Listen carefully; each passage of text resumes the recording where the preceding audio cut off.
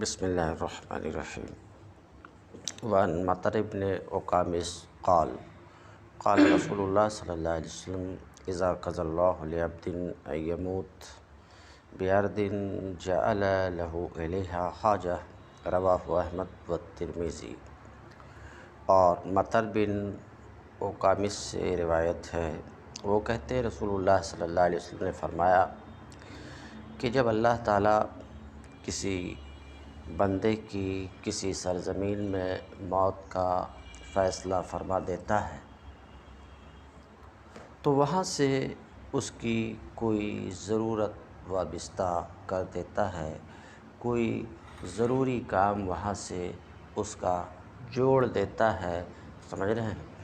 یعنی کسی شخص کی جب کسی اجنبی جگہ میں موت ہوتی ہے تو اللہ تعالیٰ وہاں سے اس کا کوئی ضروری کام وابستہ کر دیتا ہے۔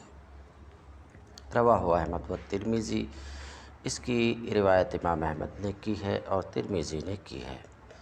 وعن عائشہ رضی اللہ عنہا قالت قلت یا رسول اللہ زرار المومنین، یہ روایت پہلے گزر چکی ہے، اس پر ہم گفتگو بھی کر چکے ہیں۔ حضرت عائشہ رضی اللہ عنہا سے روایت ہے، وہ کہتی ہیں میں نے عرض کیا اے اللہ کے رسول، زرار المومنین، مومنین کے بچے جو ذی ہوش ہونے سے پہلے مر جائیں، مومنین کے بچے جو ذی ہوش ہونے سے پہلے مر جائیں، بات سمجھ رہے ہیں؟ یہ بچے کہاں جائیں گے؟ پہلے بھی یہ روایت گزر چکی ہے کہ مومنین کے بچے جو ہوش سنبھالنے سے پہلے مر جائیں، یہ کہاں جائیں گے؟ جنت میں جائیں گے یا جہنم میں جائیں گے؟ حضرت عائشہ صدیقہ رضی اللہ عنہا نے اللہ کے رسول صلی اللہ علیہ وسلم سے یہ دریافت کیا، سوال کیا، ٹھیک ہے؟ قالت، حضرت عائشہ کہتی ہیں میں نے عرض کیا اے اللہ کے رسول، زرار المومنین، مومنین کے بچے کہاں جائیں گے؟ ٹھیک ہے، یہ سوال ہے ان کا۔ قال من آبائہم، تو رسول اللہ صلی اللہ علیہ وسلم نے کیا فرمایا؟ وہ اپنے آبا سے ہیں، باپ دادا سے ہیں، اپنے آبا سے ہیں، یعنی وہ وابستہ ہوں گے، تابع ہوں گے اپنے باپ دادا کے، یعنی باپ دادا کے باپ دادا مومنین، جو مومن ہیں ان کے آبا جنتی ہیں تو وہ بچے بھی کیا ہوں گے؟ جنتی ہوں گے۔ فقلت یا رسول اللہ، حضرت عائشہ کہتی ہیں میں نے عرض کیا اے اللہ کے رسول، بغیر عمل کیے جنت میں چلے جائیں گے؟ میں نے عرض کیا بغیر عمل کیے ہوئے؟ قال اللہ عالم بما کانوا عاملین، اللہ کے رسول صلی اللہ علیہ وسلم نے فرمایا کہ اللہ خوب جانتا ہے کہ وہ جیتے تو کیا کرتے تھے، اللہ خوب جانتا ہے کہ وہ کیا عمل کرنے والے تھے، بات سمجھ رہے کہ نہیں؟ تو دخول جنت کے لیے عمل تحقیقی ہی ضروری نہیں ہے، بلکہ عمل تقدیری سے بھی جنت میں دخول ہوتا ہے، تو اللہ بہتر جانتا ہے کہ وہ کیا عمل کرنے والے تھے۔ کل تو اس پر میں بہت تفصیلی گفتگو کر چکا ہوں، حاشیہ کے حوالے سے حاشیہ پڑھ کر کے بھی آپ کو سنایا ہوں، بالخصوص اس ٹکڑے پر۔ کل تو فزرار المشرکین، حضرت عائشہ کہتی ہیں پھر میں نے عرض کیا مشرکین کے بچے کہاں جائیں گے؟ مشرکین کے بچے کہاں جائیں گے؟ قال من آبائہم، آپ صلی اللہ علیہ وسلم نے فرمایا کہ وہ اپنے آبا باپ دادا سے ہیں، ان سے منسلک ہوں گے، ان کے تابع ہوں گے، بات آپ سمجھ رہے ہیں؟ ان کے تابع ہوں گے، یہ بات تو کھلی ہوئی ہے کہ مشرکین جہنم میں جائیں گے، اور یہ لفظ جو آ رہا ہے من آبائہم، تو اس سلسلے میں علماء کے جس قدر اقوال ہیں وہ آپ کو حاشیہ پڑھ کر کے آپ کے سامنے وضاحت کی گئی کہ مختلف اقوال ہیں، بات سمجھ رہے ہیں؟ مگر میں ایک بات یہاں پر واضح کرتا جاؤں کہ یہ مختلف اقوال علماء کے ہیں، مگر صحیح ترین قول، صحیح ترین اکثر کا مذہب یہی ہے کہ ہوش سنبھالنے سے پہلے مشرکین کے جو بچے مر گئے وہ جنت میں داخل ہوں گے۔ بات سمجھ رہے ہیں؟ وہ جنت میں داخل ہوں گے۔ تو اب یہ قول تو کہیں گے اس حدیث کے خلاف ہے، یہ حدیث تو بتا رہی ہے کہ اپنے آبا سے منسلک ہوں گے، اپنے آبا کے تابع ہوں گے اور ان کے آبا جہنم ہیں۔ تو یہ حدیث تو اس بات کو بتا رہی ہے، تو اس حدیث کے بعد کسی عالم یا کئی علماء کے قول کا کوئی معنی نہیں ہوتا ہے۔ بات سمجھ رہے ہیں؟ کیونکہ علماء کا یہ قول اس حدیث کے خلاف ہے۔ اگر آپ ایسا کہیں گے تو ہم جواب دیں گے کہ یہ جو اللہ کے رسول صلی اللہ علیہ وسلم نے فرمایا من آبائہم، مشرکین کے بچے اپنے آبا سے ہیں، یہ حقیقت میں خبر نہیں ہے۔ ایک تو رسول اللہ صلی اللہ علیہ وسلم کا کسی بات کی خبر دینا اور ایک قانون کا بیان کرنا۔ بات سمجھ رہے؟ یہاں بیان قانون ہے، یعنی اللہ کے رسول صلی اللہ علیہ وسلم فرماتے ہیں یہ ایک قانونی بات ہے کہ بچے تابع ہوں گے اپنے آبا کے۔ سمجھ رہے ہیں کہ نہیں؟ بچے تابع ہوں گے کن کے؟ آبا کے۔ تو یہ قانونی بات بیان کر رہے ہیں کہ قانون کی بات، اصول کی بات تو یہی ہے کہ آبا جہاں بچے وہاں۔ بات سمجھ رہے ہیں؟ سنو دھیان سے۔ تو یہ خبر نہیں ہے، اللہ کے رسول ایک قانون کو بیان فرما رہے ہیں۔ اب اگر آپ کہو گے آپ کس بنا پر ایسا کہہ دے رہے ہیں کہ یہ خبر نہیں ہے، ایک قانون کو بیان کر رہے ہیں، بات سمجھ رہے ہیں؟ ہم کہیں گے کہ دیکھو اللہ رب العزت کا کتاب میں واضح لفظ میں بیان ہے کہ ہم کسی کو قصور کے بغیر، بات سمجھ رہے ہیں؟ ہم کسی کو قصور اور گناہ کے بغیر سزا نہیں دیتے۔ بات آپ سمجھ رہے ہیں؟ اس سے پہلے ہم اس آیت کو ما کننا معذبین، ہم کسی کو عذاب نہیں دیتے، سزا نہیں دیتے۔ سمجھ رہے ہیں؟ ہم کسی کو عذاب اور سزا نہیں دیتے ہیں قصور کے بغیر۔ ظاہر سی بات ہے مشرک کا جو بچہ ہوش سنبھالنے سے مر گیا تو اس کا تو کوئی قصور ظاہر نہیں ہوا، اور اللہ رب العزت کا یہ فرمان ہے کہ بغیر قصور کے ہم کسی کو سزا نہیں دیتے، ہم کسی کو سزا نہیں دیتے۔ تو اب رہی بات یہ کہ یہ حدیث اور اس معنی کی جو حدیث ہے وہ سب اس آیت کے نزول سے پہلے کی حدیث ہے، لہٰذا اس آیت سے یہ تمام احادیث منسوخ ہیں جو اس بات کو بتاتی ہے کہ مشرکین کے بچے جنت میں داخل نہیں ہوں گے یا جہنم میں داخل ہوں گے۔ اس آیت سے یہ احادیث کیا ہے؟ منسوخ ہے۔ تو بجائے اس کے کہ ہم نسخ کا قول کریں، یہاں پر ہمارے لیے مناسب یہ ہے کہ رسول اللہ صلی اللہ علیہ وسلم کا یہ فرمان من آبائہم یہ ایک قانون کا بیان ہے، خبر نہیں ہے۔ بات آپ سمجھ رہے ہیں؟ کل تو حضرت عائشہ کہتی ہیں میں نے عرض کیا بلا عمل،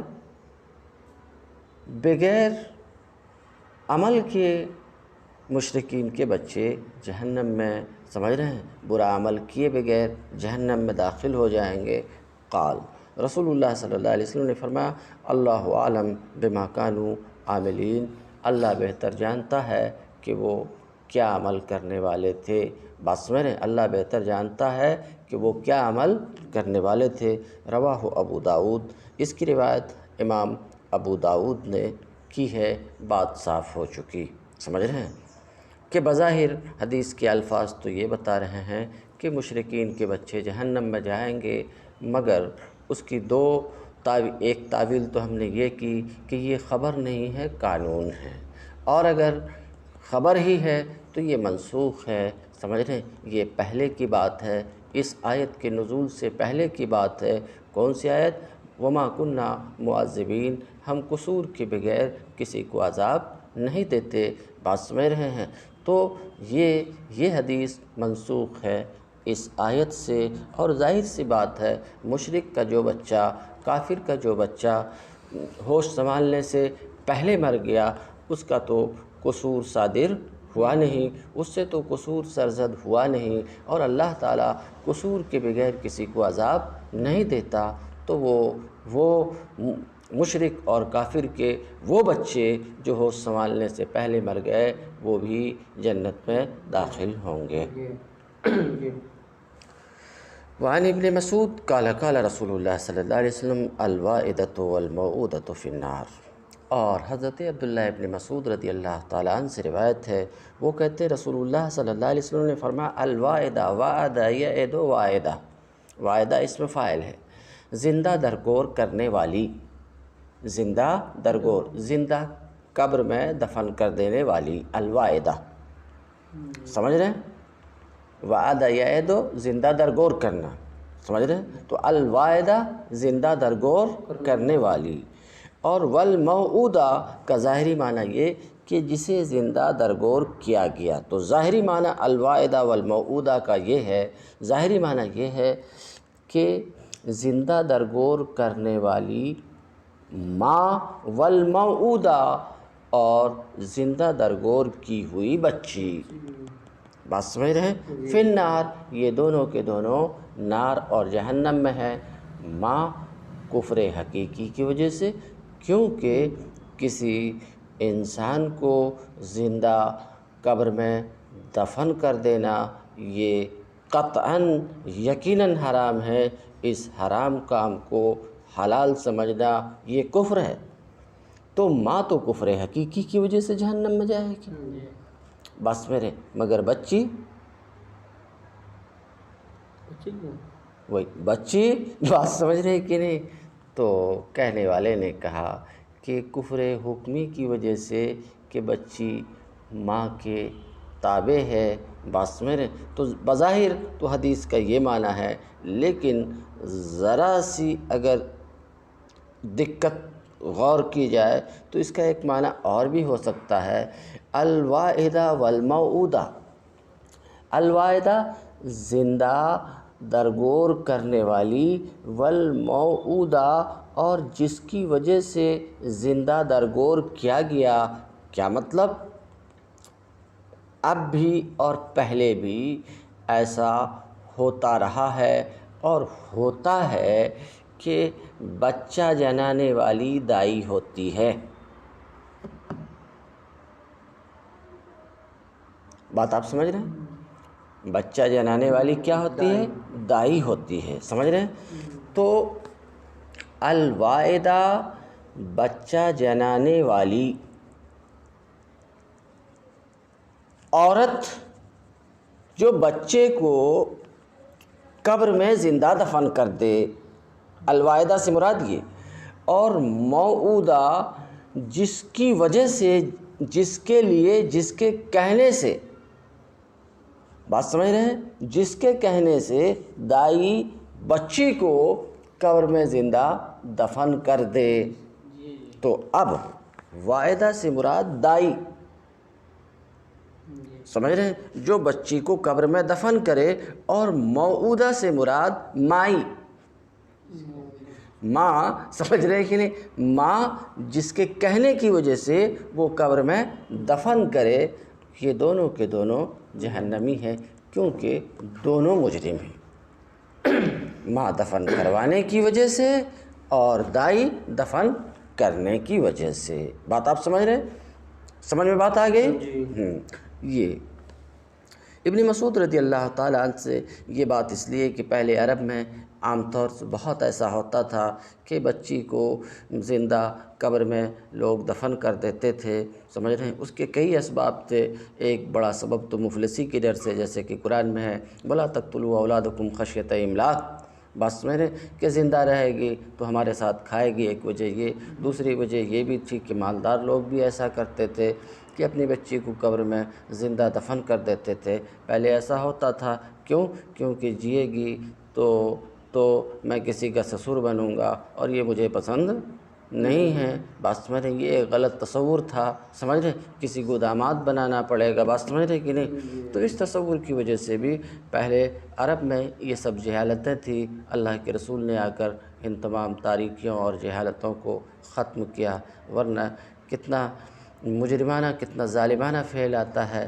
کہ بچی کو زندہ لے جا کر کے کوئی اپنی ہی بچی کو، سمجھ رہے ہیں، اپنی ہی بچی کو زندہ قبر میں دفن کر دے۔ یہ عرب میں ہوتا تھا، یہ کام عرب میں عام طور سے ہوتا تھا۔ تو رسول اللہ صلی اللہ علیہ وسلم نے فرمایا الوائدہ والموعودہ فی النار، وائدہ بھی جہنم میں ہے، موعودہ بھی جہنم میں ہے۔ وائدہ یعنی جنانے والی دائی جو بچے کو قبر میں دفن کرے وہ بھی جہنم میں ہے، اور ماں جس کے لیے، جس کے کہنے کی وجہ سے، جس کے حکم کی وجہ سے بچی قبر میں دفن کی جائے وہ بھی جہنم میں ہے۔ رواہ ابو داؤد۔ اور وہ بچی کے بارے میں کیا کہتے ہیں؟ رواہ ابو داؤد، وہ میں کہہ چکا ابھی پہلے، رواہ ابو داؤد، امام ابو داؤد نے اس کی روایت کی ہے، اور ترمذی نے بھی اس کی روایت کی ہے، ٹھیک ہے۔ ابھی بتا چکے کہ ظاہر سی بات ہے، ابھی میں اس سے پہلے بول دیا کہ ہوش سنبھالنے سے پہلے مشرک اور کافر کے بچے جو مر گئے، سمجھ رہے ہیں، تو وہ بھی جنت میں داخل ہوں گے۔ زندہ دار ارے بھائی تو زندہ ڈالا تو پھر اب زندہ کب تک رہے گی قبر میں؟ وہ اگر مر رہی ہے تو اپنے سے نہیں مر رہی ہے نا۔ قبر میں کسی کو زندہ ڈال دو تو کتنے دن زندہ رہے گی وہ قبر میں؟ 2 دن، 4 دن، 1 ہفتہ، اس سے زیادہ تو نہیں زندہ رہ سکے گی۔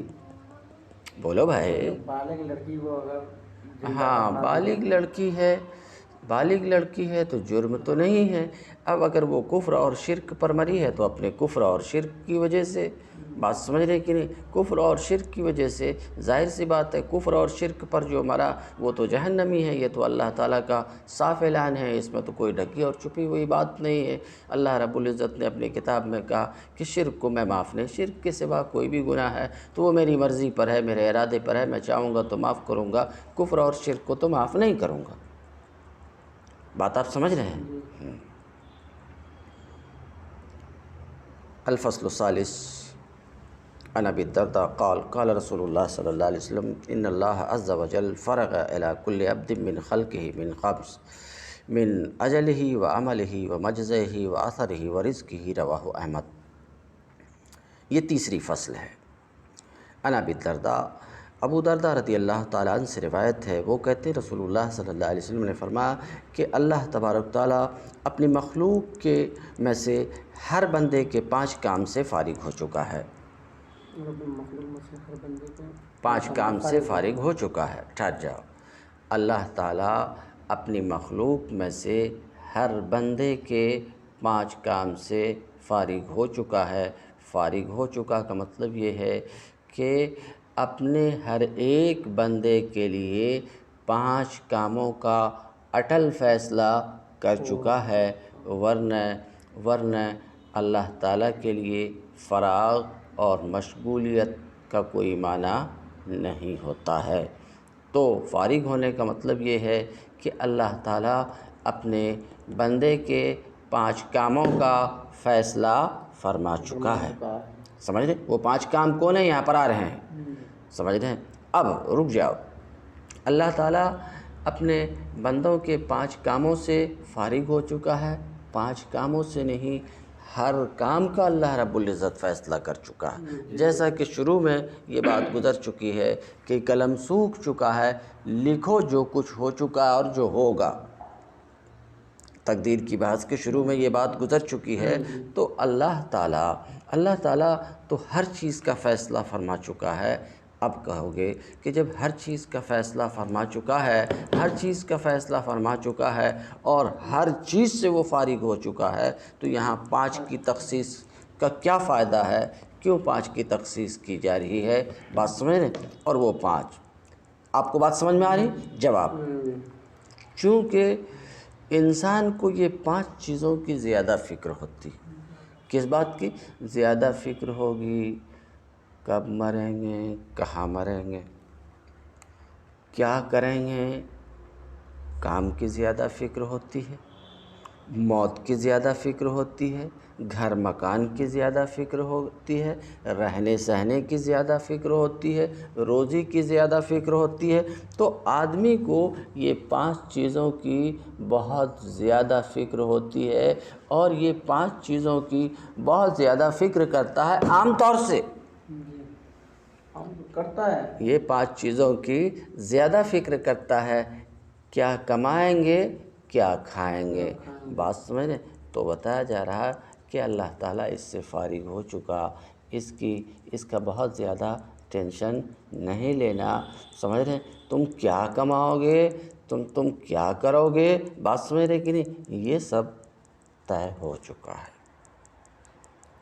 بات آپ سمجھ رہے ہیں؟ چلو دیکھو، ابو درداء رضی اللہ تعالیٰ عنہ سے روایت ہے، وہ کہتے رسول اللہ صلی اللہ علیہ وسلم نے فرمایا کہ اللہ تبارک تعالیٰ اپنی مخلوق میں سے ہر بندے کے 5 کام سے فارغ ہو چکا ہے، اٹل فیصلہ فرما چکا ہے، سمجھ رہے ہیں؟ بعد میں کچھ الگ فیصلہ نہیں کرے گا کہ کس 5 کام سے، تو من اجل ہی، اس کی موت سے، کہ کہاں اس کی موت ہوگی اور کب اس کی موت ہوگی، بات آپ سمجھ رہے ہیں؟ وعمل ہی، اور بندے کے عمل سے، کہ کیا کرے گا، کیسا کرے گا، سمجھ رہے ہیں؟ اچھا کام کرے گا، برا کام کرے گا، اس بات سے اللہ تعالیٰ فارغ ہو چکا ہے، مقدر کیا جا چکا ہے کہ کیا کرے گا، بات سمجھ رہے ہیں؟ بندہ کیا کرے گا یہ لکھا جا چکا ہے، اور جو لکھا جا چکا ہے اس کے خلاف ہونے والا نہیں ہے، اور اس کی خوابگاہ سے بھی فارغ ہو چکا کہ کہاں رہے گا، گھر کی بھی بڑی فکر ہوتی ہے، کہ بات سمجھ رہے ہیں؟ گھر کی بھی بڑی فکر ہوتی ہے آدمی کی، کہ عالیشان مکان ہو، گھر ہو، بات سمجھ رہے ہیں؟ تو کیسا گھر ہوگا، کہاں ہوگا، اللہ تعالیٰ اس بات کا فیصلہ فرما چکا ہے، بات آپ سمجھ رہے ہیں؟ وَأَثَرِهِ، اور اس کی نقل و حرکت سے بھی، اس کی نقل و حرکت یعنی اس کے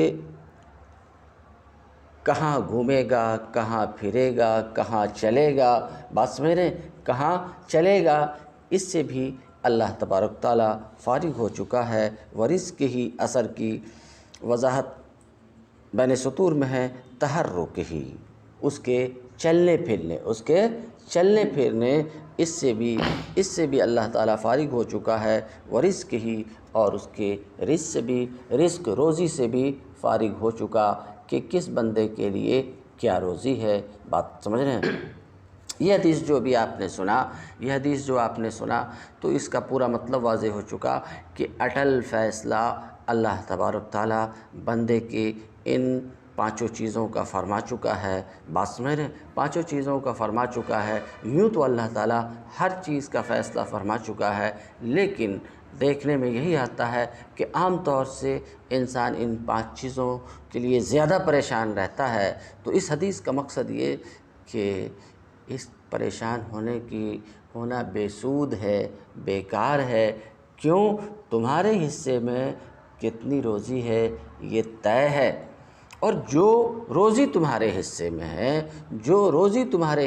ہے، بات سمجھ رہے ہیں؟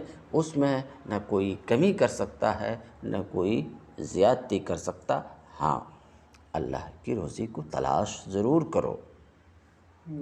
وَابْتَغُوا مِنْ فَضْلِ اللَّهِ، خود اللہ کہتا ہے کہ اللہ کے فضل کو تلاش کرو، اللہ کی روزی کو تلاش کرو، یہ خود خدا کا حکم ہے، تو تلاش کرنا، کوشش کرنا یہ معیوب نہیں ہے، بات آپ سمجھ رہے ہیں؟ بلکہ اس کا تو اللہ تعالیٰ نے حکم دیا ہے کہ رزق کو تلاش کرو، اللہ کی روزی کو تلاش کرو۔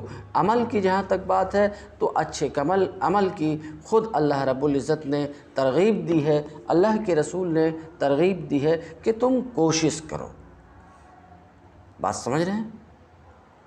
تو ہماری طرف سے کوشش میں کمی نہیں ہونی چاہیے، اور کوشش کرنا، اچھی چیز کے حصول کو حاصل کرنے کے لیے کوشش کرنا، یہ محمود ہے، یہ مذموم نہیں۔ رواہ احمد، امام احمد نے اس کی روایت کی ہے، وان عائشہ، بس یہ آخری حدیث وان عائشہ، اور عائشہ صدیقہ رضی اللہ عنہا سے روایت ہے، وہ کہتی ہیں سمعت رسول اللہ صلی اللہ علیہ وسلم یقول، میں رسول اللہ صلی اللہ علیہ وسلم سے فرماتے ہوئے سنا، من تکلم فی شیء من القدر سئل عنہ یوم القیامہ، میں رسول اللہ صلی اللہ علیہ وسلم سے فرماتے ہوئے سنی کہ جو تقدیر میں سے کسی چیز میں کلام کرے گا، جو تقدیر میں کچھ بھی کلام کرے گا، تقدیر میں کچھ بھی کلام کرے گا، اس شخص سے قیامت کے دن پوچھ ہوگی۔ تو یہ حدیث واضح لفظ میں بتا رہی ہے کہ تقدیر میں کلام کرنا، بحث کرنا، جو ایسا کرے گا قیامت کے دن اس سے پوچھ ہوگی، اور جو بحث نہیں کرے گا اس سے اس تقدیر کے بارے میں پوچھ نہیں ہوگی۔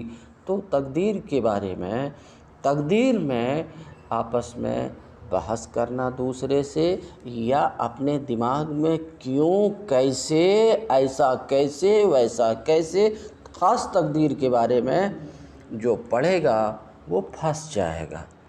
بات سمجھ رہے ہیں؟ وہ پھنس جائے گا تقدیر کے بارے میں، بات سمجھ رہے ہیں؟ تو تقدیر کے بارے میں بحث بھی کرنے کی ضرورت نہیں ہے، اپنے دماغ میں بھی کیوں، کیسے، یہ سب کچھ لانے کی ضرورت نہیں ہے۔ یہ بہت خطرناک وادی ہے، اس میں جو اترے گا اس کے لیے سلامتی کے ساتھ نکلنا بہت مشکل ہے۔ بات آپ سمجھ رہے ہیں؟ بہت مشکل ہے۔ بس یہ سمجھنا، ایک آخری بات، کبھی بھی اگر ایسی بات کوئی دماغ میں آئے تو بس یہ بات تقدیر کے بارے میں رکھو کہ یہ ایک حقیقت ہے کہ ساری کائنات اللہ کی ملک ہے، ہم بھی اللہ کے ملک ہیں، مملوک ہیں، اس کی ملک ہیں، سمجھ رہے ہیں؟ ہم اللہ کے ملک ہیں۔ ذرا بات سنو، میں لمبی چوڑی تقریر نہیں کروں گا۔ تو ہم ملک ہیں اللہ کے، جیسا کہ تم کہتے ہو انا للہ و انا الیہ راجعون، ہم اللہ کی ملک ہیں۔ بات آپ سمجھ رہے ہو؟ تو بس اتنی سی بات، ساری کائنات اللہ کی ملک ہے، ہم بھی اللہ کے ملک ہیں، اور اپنے ملک میں خود آدمی اپنے ملک میں جس طرح چاہتا ہے تصرف کرتا ہے۔ مثلا ہماری گائے ہوتی ہے، گائے کو ہٹا دو، ہماری مرغی ہوتی ہے، وہ ہماری ملک ہے، ہم جیسے چاہتے ہیں اس میں تصرف کرتے ہیں، جب تک چاہتے ہیں اسے پالتے ہیں، جب چاہتے ہیں اسے دانہ دیتے ہیں، جب چاہتے ہیں پانی دیتے ہیں، جب چاہتے ہیں کاٹ کر کے، ذبح کر کے، آگ میں جلا کر کے چبا جاتے ہیں۔ کوئی تو غلط نہیں کہتا، کیوں؟ ہماری ملک ہے۔ آم کا جھاڑ ہے، جب ہمارا دل چاہتا اس میں پانی ڈالتے ہیں، اس کی سیوا کرتے ہیں، اس کی خدمت کرتے ہیں، سمجھ رہے ہیں؟ جب ہمارا دل چاہتا ہے اس کے پتے توڑتے ہیں، لکڑی توڑتے ہیں، بات سمجھ رہے ہیں؟ پھل توڑتے ہیں، جب دل چاہتا ہے اس کو کاٹ دیتے ہیں، اور کاٹ کے ٹکڑے کر کے جلا دیتے ہیں، راکھ بنا دیتے ہیں۔ کوئی تو غلط نہیں کہتا۔ تو اپنے ملک میں، بات آپ سمجھ رہے ہیں؟ اپنے ملک میں تصرف کا پورا حق ہوتا ہے کہ نہیں؟ تو یہ سب، ہم سب اللہ کی ملک ہے، اللہ کی ملک ہے۔ اللہ اپنے ملک میں جس طرح چاہے تصرف کرے، کوئی ظلم نہیں ہے، کوئی ظلم نہیں ہے۔ جیسے کہ ہم اپنے ملک میں جس طریقے سے چاہتے ہیں تصرف کرتے ہیں، جو چیز ہماری مملوک ہے اس میں جس طریقے سے چاہتے ہیں ہم تصرف کرتے ہیں، کوئی ظلم نہیں ہوتا ہے۔ تو یہ ساری کائنات اللہ کی مملوک ہے، اس میں وہ جو چاہے سو کرے، کوئی اس کا ظلم نہیں ہے۔ بات آپ سمجھ رہے ہو ہم کیا بول رہے ہیں؟ جو چاہے، جس کو چاہے جنت میں داخل کرے، جس کو چاہے جہنم میں داخل کرے، چاہے سب کو جنت میں داخل کر دے، چاہے سب کو جہنم میں داخل کر دے، وہ اپنی مرضی کا مالک ہے، کہیں سے کوئی ظلم نہیں اس کا، اور وہ ایسا کرنے سے ظالم نہیں ہوتا۔ دیٹ از اینڈ، ختم ہوئی بات، ختم ہوئی بات۔ تمہارا ہمارا اپنا کیا کچھ ہے؟ کچھ بھی ہے ہمارا اپنا نہیں۔ ہم جو کچھ بھی ہیں وہ اسی سے ہیں، اسی کے بنانے کی وجہ سے ہیں، اسی کے رکھنے کی وجہ سے ہیں۔ بات سمجھ رہے کہ نہیں؟ اگر وہ چھوڑ دے، اگر وہ نہیں بناتا تو ہم بن سکتے تھے؟ نہیں بن سکتے تھے. تو ہم ہیں کون؟ اس کی ملک ہے. بولو بھا، ہم اس کی ملک ہیں، اور اپنے ملک میں مالک جس طریقے سے چاہے تصرف کرے، اور اس کا یہ تصرف غلط نہیں ہے. جیسے کہ ہم اپنی مرغی کو ذبح کر کے آگ میں بھون کر کے کھا جاتے ہیں، کوئی غلط نہیں کہتا کہ ظالم ہو جاتے ہیں ایسا کرنے سے، نہیں ہوتے. تو بندہ بھی اس کی ملک ہے، اگر وہ اسے آگ میں ڈال دے تو کوئی ظلم نہیں ہے. ہاں، باغ میں ڈالے یہ اس کا کرم ہے، باغ میں ڈالے اس کا کرم ہے. آگ میں ڈالے کوئی ظلم نہیں، کوئی ظلم نہیں. بس اتنی سی بات دماغ میں رکھنا، باقی تقدیر کے اندر گھسنے کی کوشش نہیں کرنا. رہی بات یہ کہ کچھ ماہر علماء جو تقدیر کے مسئلے میں گفتگو کیے، وہ ایک الگ بات ہے، وہ ایک الگ بات ہے. لیکن ہمارے جیسے لوگوں کے لیے روا نہیں ہے، درست نہیں ہے کہ تقدیر کے مسئلے میں ہم داخل ہوں، گھسیں. جب کبھی ایسی کوئی بات ہمارے ذہن میں آئے تو بس یہ تصور کرنا ہم اللہ کی ملک ہیں، وہ جو چاہے سو کرے، اور جو کچھ بھی وہ کرے اس کا کوئی ظلم نہیں ہے. باغ میں ڈالے مہربان